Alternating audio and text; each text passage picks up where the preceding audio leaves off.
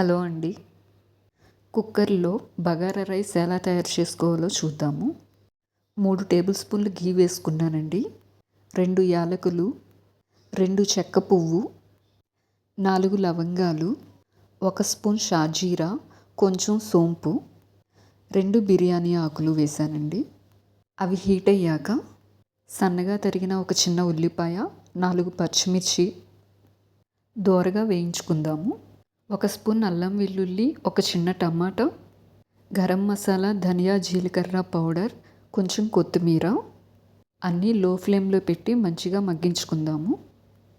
నెయ్యి వేయడం వల్ల ఎమ్మటే డ్రై అయిపోయిందండి. టీ గ్లాస్ అంత వాటర్ పోసుకున్నాను అడుగు అంటకుండా. అవి ఫ్రై అయ్యాక అరగంట సేపు నానబెట్టుకున్న బాస్మతి రైస్ని వేసుకోండి. బియ్యం విరగకుండా అంతా కలిసేలాగా మంచిగా తిప్పుకుంటే సరిపోతుంది. 3 టేబుల్ స్పూన్ల సాల్ట్ కూడా వేసుకొని మంచిగా కలుపుకోండి.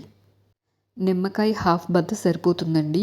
గింజలు పడకుండా జాగ్రత్తగా పిండుకుంటే సరిపోతుంది. ఒక 2 నిమిషాలు లో ఫ్లేమ్లోనే అలాగే ఉంచండి. ఆ ఫ్లేవర్ అంతా రైస్కి పడుతుంది. గ్లాస్ బియ్యానికి గ్లాసున్నర నీళ్లు పడతాయండి.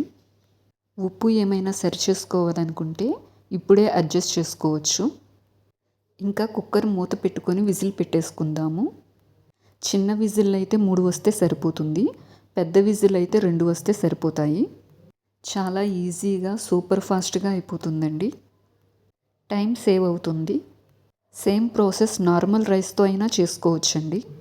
ఈ వీడియో మీకు ఉపయోగపడింది